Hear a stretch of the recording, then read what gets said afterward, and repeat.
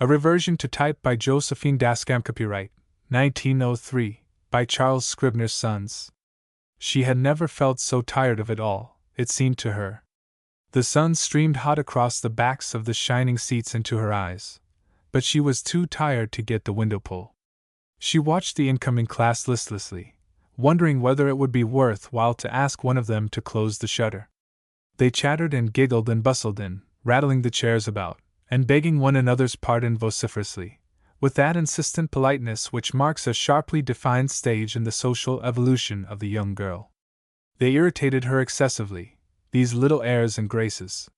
She opened her book with a snap, and began to call the roll sharply. Midway up the room sat a tall, dark girl, not handsome, but noticeably well dressed.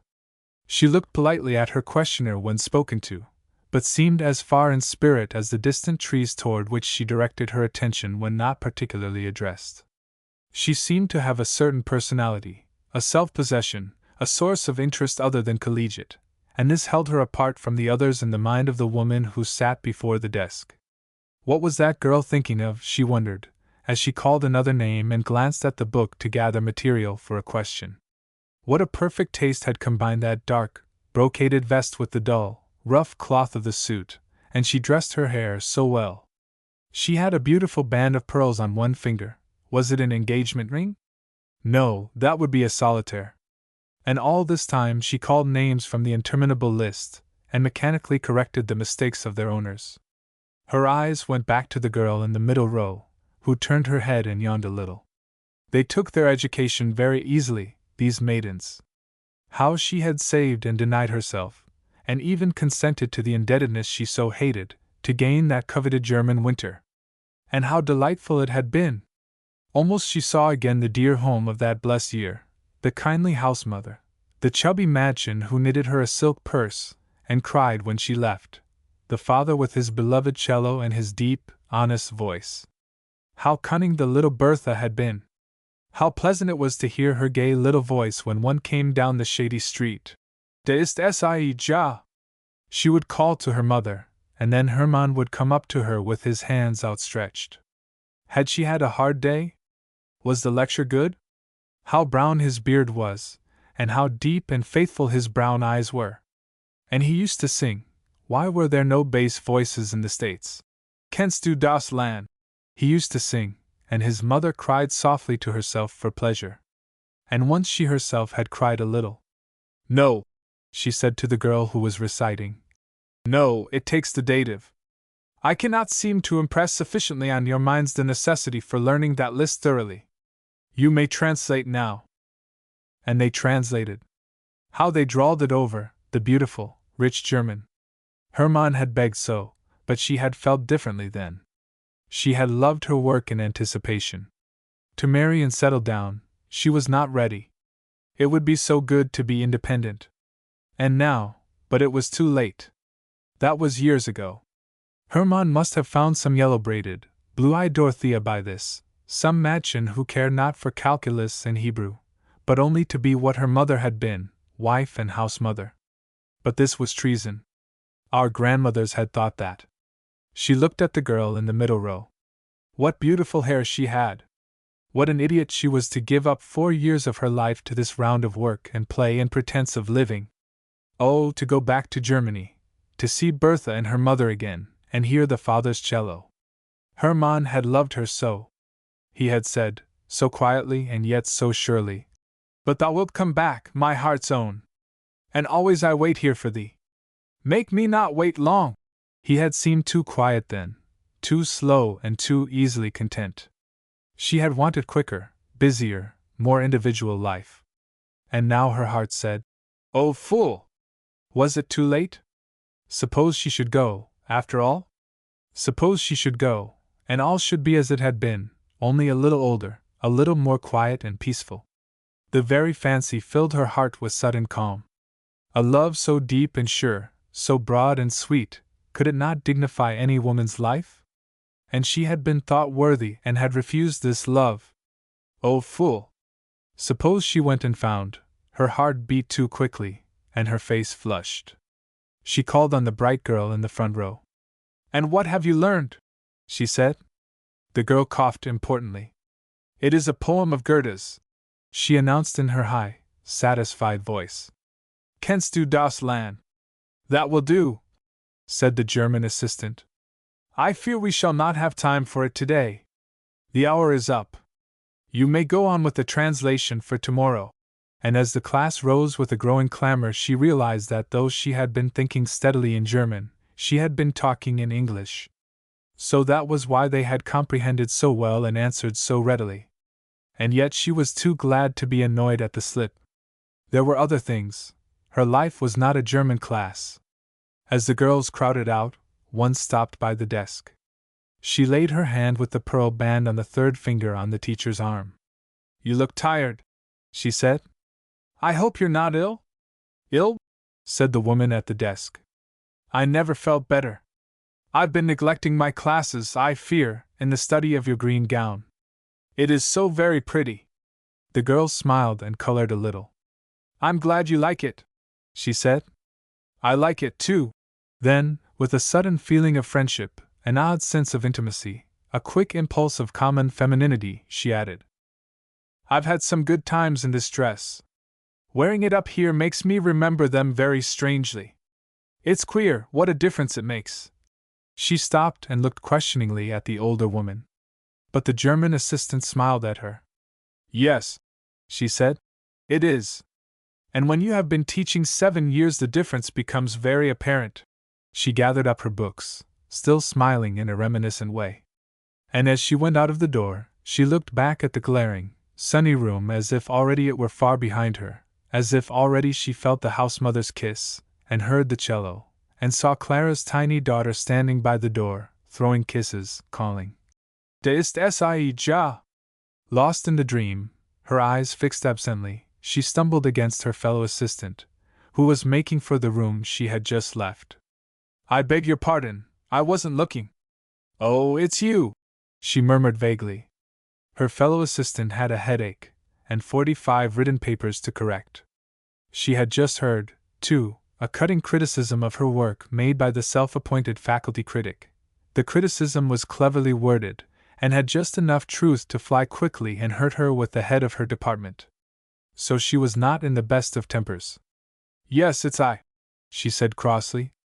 If you had knocked these papers an inch farther, I should have invited you to correct them. If you go about in that abstracted way much longer, my dear, Miss Selborne will inform the world, on the very best authority, that you're in love. What nonsense! It was a ridiculous thing to say, and she flushed angrily at herself. It was only a joke, of course. The other woman laughed shortly. Dear me! I really believe you are, she exclaimed. The girls were saying at breakfast that Professor Treydick was ruining himself in violets yesterday, so it was for you. And she went into the lecture room. A chattering crowd of girls closed in behind her.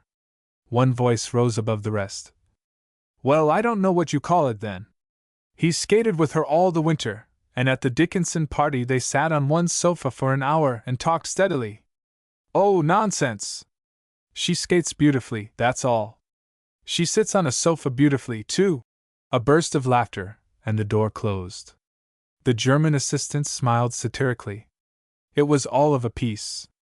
At least, the younger women were perfectly frank about it.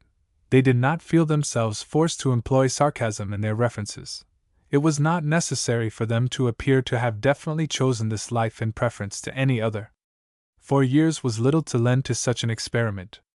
But the older women, who sat on those prim little platforms year after year, a sudden curiosity possessed her to know how many of them were really satisfied.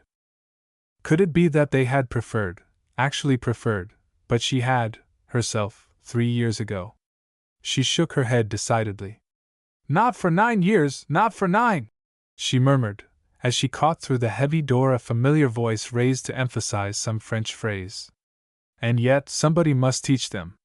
They could not be born with foreign idioms and historical dates and mathematical formulae in their little heads.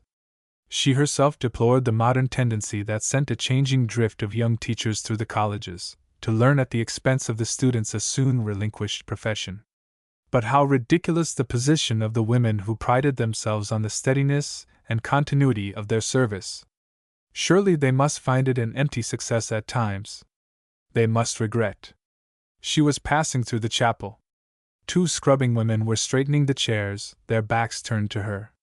"From all I hear," said one, with a chuckle and a sly glance, "we'll be after getting our invitations soon." "And to what?" demanded the other quickly. "Sure, they say it's a weddin' dot." "Ah, now, hush your noise, Mary Nolan, 'tis no such thing. I've had enough o' husbands. I know when I'm doin' well, and that's as I am. 'Tis strange that the men think different, now, but they do." They laughed heartily and long. The German assistant looked at the broad backs meditatively. Just now they seemed to her more consistent than any other women in the great building. She walked quickly across the greening campus. The close-set brick buildings seemed to press up against her. Every window stood for some crowded, narrow room, filled with books and teacups and clothes and photographs, hundreds of them, and all alike. In her own room she tried to reason herself out of this intolerable depression, to realize the advantages of a quiet life in what was surely the same pleasant, cultured atmosphere to which she had so eagerly looked forward 3 years ago. Her room was large, well furnished, perfectly heated, and if the condition of her closet would have appeared nothing short of appalling to a householder, that condition was owing to the hopeless exigencies of the occasion. With the exception of that whited sepulchre, all was neat, artistic, eminently habitable. She surveyed it critically: the Mona Lisa, the large Melrose Abbey, the Burne-Jones draperies, and the blessed Damozel, that spread a placid if monotonous culture through the rooms of educated single women. A proper appreciation of polished wood, the sanitary and aesthetic values of the open fire, a certain scheme in couch pillows, all linked it to the dozen other rooms that occupied the same relative ground-floor corners in a dozen other houses. Some of them had more books, some ran to handsome photographs, some afforded fads in old furniture, but it was only a question of more or less. It looked utterly impersonal today. Its very atmosphere was artificial, typical, a pretended self-sufficiency. How many years more should she live in it? 3, 9, 13. The tide of girls would ebb and flow with every June and September. 18 to 22 would ring their changes through the terms, and she could take her choice of the 2 methods of regarding them. She could insist on a perennial interest in the separate personalities, and endure weariness for the sake of an uncertain influence, or she could mask them frankly as the student body, and confine the connection to marking their classroom efforts and serving their meat in the dining room. The latter was at once more honest and more easy. All but the most ambitious or the most conscientious came to it sooner or later. The youngest among the assistants, themselves fresh from college, mingled naturally enough with the students. They danced and skated and enjoyed their girlish authority. The older women, seasoned to the life, settled there indefinitely, identified themselves more or less with the town, amused themselves with their little aristocracy of precedence, and wove and interwove the complicated, slender strands of college gossip. But a woman of barely 30, too old for friendships with young girls, too young to find her placid recreation in the stereotyped round of social functions, that seemed so perfectly imitative of the normal, and yet so curiously unsuccessful at bottom, what was there for her? Her eyes were fixed on the hill-slope view that made her room so desirable. It occurred to her that its changelessness was not necessarily so attractive a characteristic as the local poets practiced themselves in assuring her. A light knock at the door recalled to her the utter lack of privacy that put her at the mercy of laundress, sophomore, and expressman. She regretted that she had not put up the little sign whose "Please do not disturb" was her only means of defense. "Come!" she called shortly, and the tall girl in the green dress stood in the open door. A strange sense of long acquaintance, a vague feeling of familiarity, surprised the older woman. Her expression changed. "Come in," she said cordially. Am I disturbing you?" asked the girl doubtfully. She had a pile of books on her arm, her trim jacket and hat, and something in the way she held her armful seemed curiously at variance with her tam-o'-shantered, golf-caped friends. "I couldn't find out whether you had an office hour, and I didn't know whether I ought to have sent in my name, it seemed so formal, when it is only a moment I need to see you." "Sit down," said the German assistant pleasantly. What can I do for you? I have been talking with Fräulein Müller about my German, and she says if you are willing to give me an outline for advanced work and an examination later on, I can go into a higher division in a little while. Languages are always easy for me, and I could go on much quicker. Oh, certainly. I have thought more than once that you were wasting your time. The class is too large and too slow. I will make you out an outline and give it to you after class tomorrow, said the German assistant promptly. Meanwhile, won't you stay and make me a little call? I will light the fire and make some tea, if that is an inducement. The invitation is inducement enough, I assure you, smiled the girl. But I must not stay today, I think. If you will let me come again, when I have no work to bother you with, I should love to. There was something easily decisive in her manner, something very different from the other students, who refused such invitations awkwardly, eager to be pressed, and when finally assured of a sincere welcome, prolonged their calls and talked about themselves into the uncounted hours. Evidently she would not stay this time. Evidently she would like to come again. As the door closed behind her, the German assistant dropped her cordial smile, and sank back listlessly in her chair. After all, she's only a girl, she murmured. For almost an hour she sat looking fixedly at the unlit logs, hardly conscious of the wasted time. Much might have gone into that hour. There was tea for her at one of the college houses. The hostess had a day, and went so far as to aspire to the exclusive serving of a certain kind of tin fancy biscuit every Friday, if she wanted to drop in. This hostess invited favored students to meet the faculty and townspeople on these occasions, and the two latter classes were expected to effect a social fusion with the former, which linked it, to some minds, a little too obviously with professional duties. She might call on the head of her department, who was suffering from some slight indisposition, and receive minute advice as to the conduct of her classes, mingled with general criticism of various colleagues and their methods. She might make a number of calls, but if there is one situation in which the futility of these social mockeries becomes most thoroughly obvious, it is the situation presented by an attempt to imitate the conventional society life in a woman's college. And yet, she had gone over the whole question so often. What a desert of awkwardness and learned provincialism such a college would be without the attempt.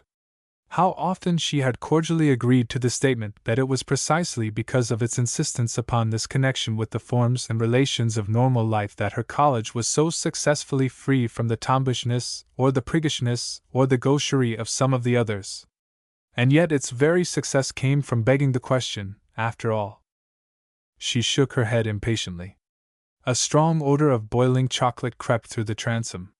Somebody began to practice a monotonous accompaniment on the guitar.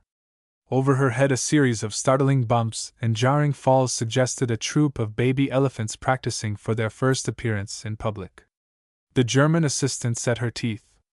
"Before I die," she announced to her image in the glass, "I propose to inquire flatly of Miss Burgess if she does pile her furniture in a heap and slide down it on her toboggan. There is no other logical explanation of that horrible disturbance." The face in the glass caught her attention. It looked sallow, with lines under the eyes. The hair rolled back a little too severely for the prevailing mode, and she recalled her late visitor's effectively adjusted side combs, her soft, dark waves. "They have time for it, evidently," she mused. "And after all it is certainly more important than modal auxiliaries." And for half an hour she twisted and looped and coiled, between the chiffonier and a hand glass, fairly flushing with pleasure at the result. "Now," she said, looking cheerfully at a pile of written papers, "I'll take a walk, I think, a real walk." Until dinner time she tramped some of the old roads of her college days. More girlish than those days had found her, lighter-footed, she thought, than before. The flush was still in her cheeks as she served her hungry tableful, and she could not fail to catch the meaning of their frank stares. Pausing in the parlor door to answer a question, she overheard a bit of conversation. "Doesn't she look well with her hair low? Quite stunning, I think." "Yes, indeed. If only she wouldn't dress so old. It makes her look older than she is. That red waist she wears in the evening is awfully becoming. Yes, I hate her in dark things." The regret that she had not found time to put on the red waist was so instant, and keen that she laughed at herself when alone in her room. She moved vaguely about, aimlessly changing the position of the furniture. How absurd!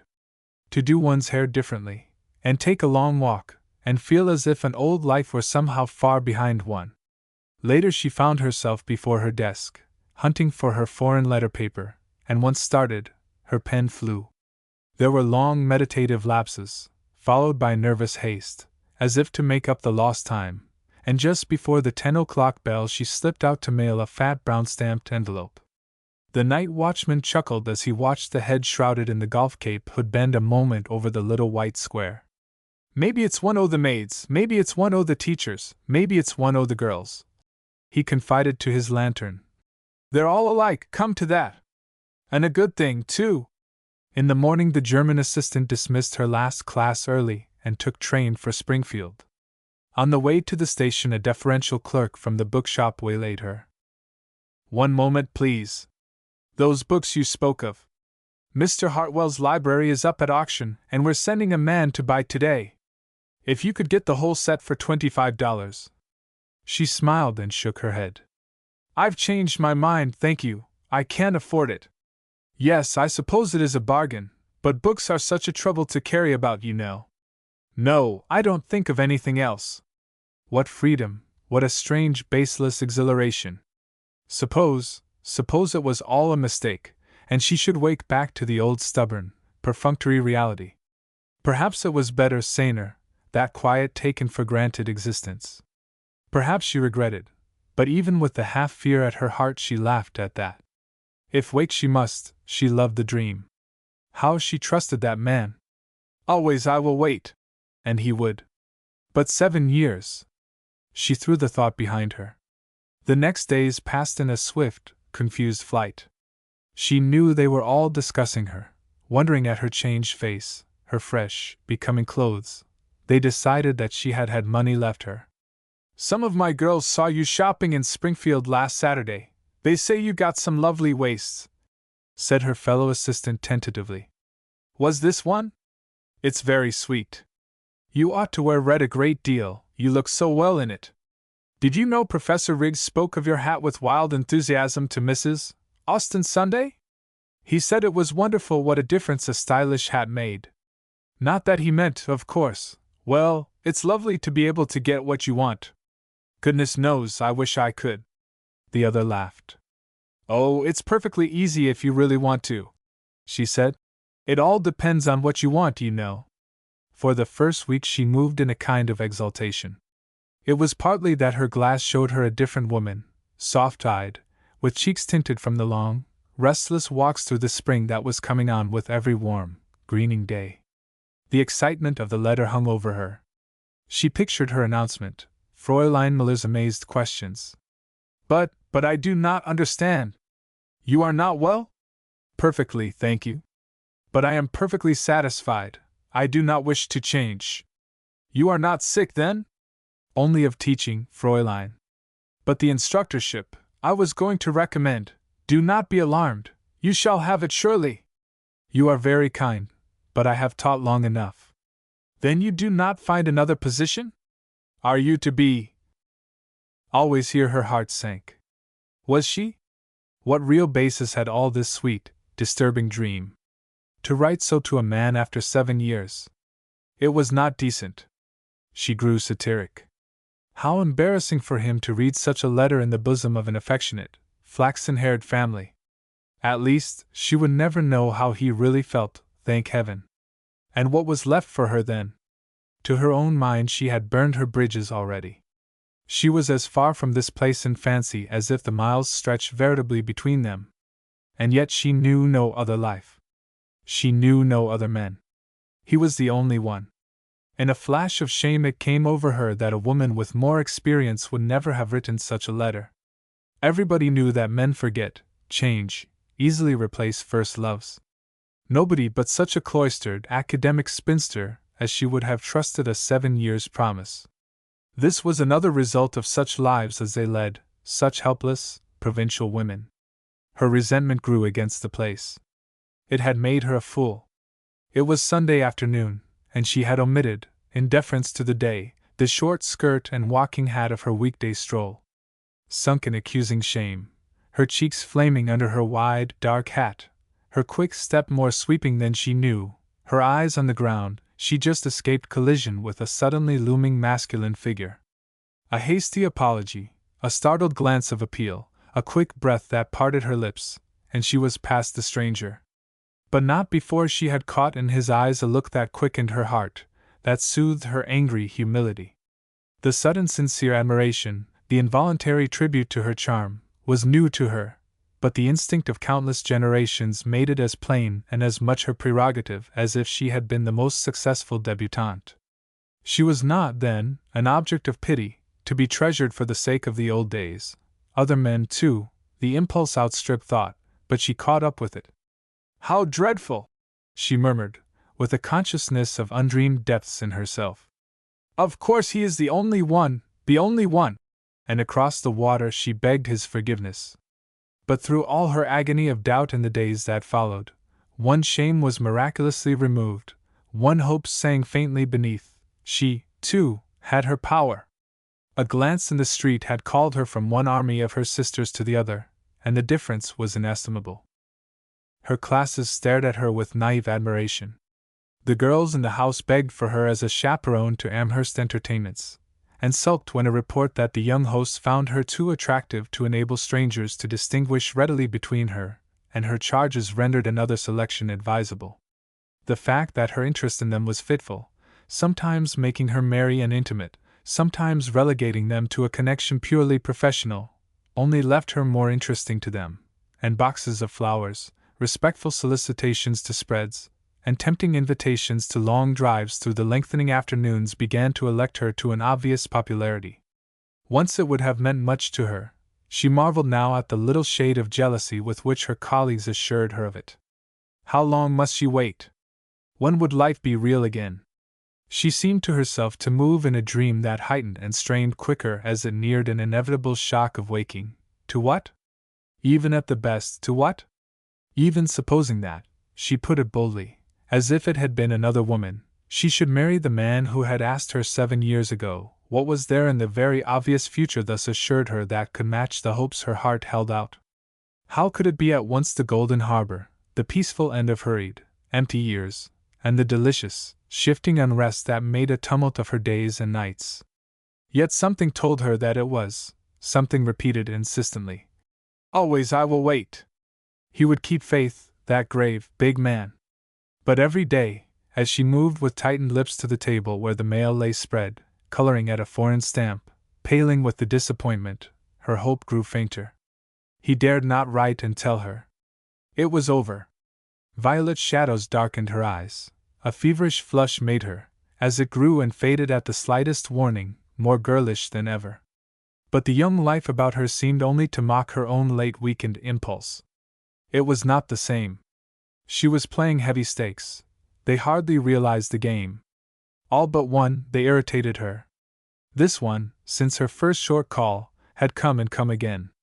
No explanations, no confidences had passed between them. Their sympathy, deep-rooted, expressed itself perfectly in the ordinary conventional tone of two reserved if congenial natures. The girl did not discuss herself, the woman dared not. They talked of books, music, travel, never, as if by tacit agreement, of any of the countless possible personalities in a place so given to personal discussion. She could not have told how she knew that the girl had come to college to please a mother whose great regret was to have missed such training, nor did she remember when her incurious friend had learned her tense determination of flight. She could have sworn that she had never spoken of it.